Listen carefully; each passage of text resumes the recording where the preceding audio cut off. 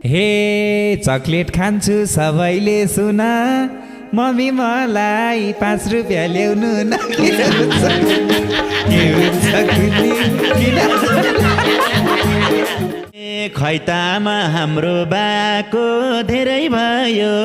मासु भात नखाएको के हुन्छ कुन्नी किन होला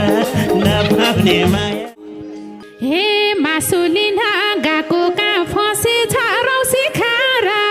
जनु तै बसेछ के हुन्छ कुन्नी किन होला छोरछोरीलाई राम्रो राम्रो मिठो मिठो दिएर राम्रोसँग फकाउन काली मम्मी ढेडो नपकाउन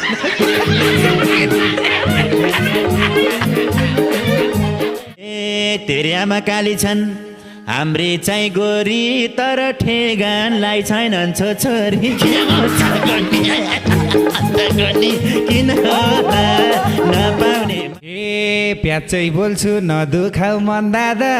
तिम्री आमा नक्कली छन्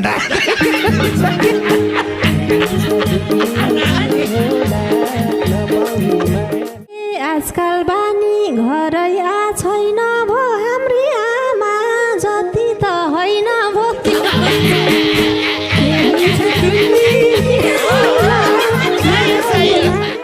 सम्मान गर्छन् जहाँसुकै गए नि भन्न हुन्न आमा जे भयो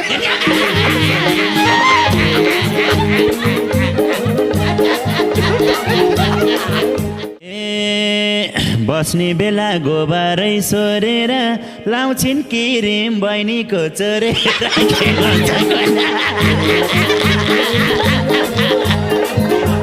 हे हुन्छ आमा घर राम्रो चलाउ के परेलीमा रातो चाहिँ नलाउ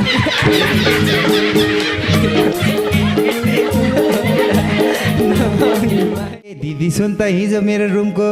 अगाडि आकी थिइन् तेरो कुर्ता मम्मीले लागे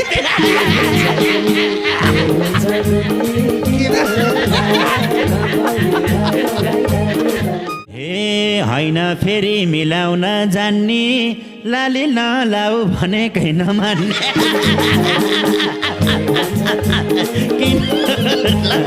नपाने माया हे आमाले कुर्ता लाएर अप्ठ्यारो पारे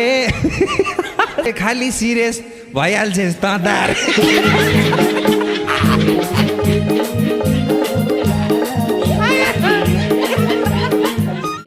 हाम्री आमा जाडाले काँप्सिँदै बजार लयो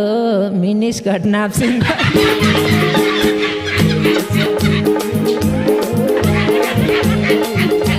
हे हाम्री मम्मी जस्तीकै देख्दिन कट्ला र हिँडी कि देख्दिन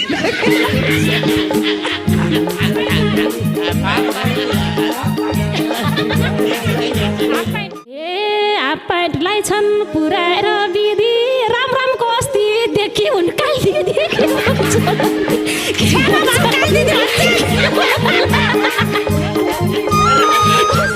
हे हाफ कट्टुमा स्यान्डिल लागेको किन मम्मी यस्तो भइस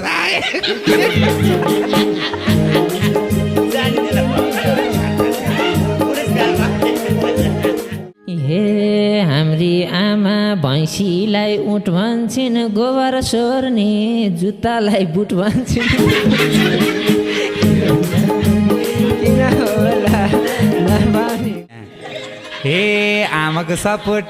लिनलाई लाइकियो सुनै भाले हाम्रो दिदी पहिला गई थिए फर्केर आए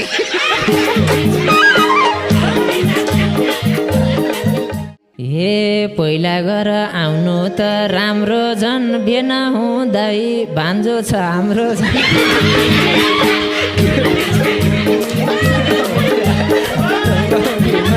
ए तेरो दिदी फर्किछ गएर आज भान्जो ल्याइ छैन लाज भएर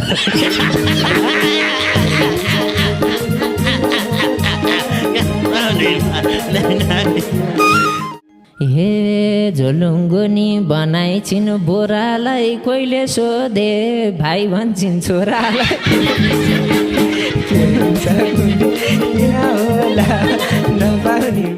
हे फर्के पनि हाम्री त सही छ यार तेरो दिदी घसौटाइरहेछ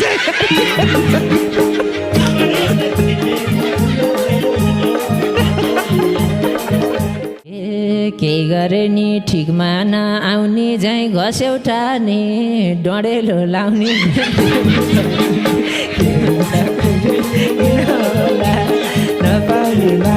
ए दिदी तसँग टाढा भन्छन् है गाउँलेहरूले फर्कौली भन्छन्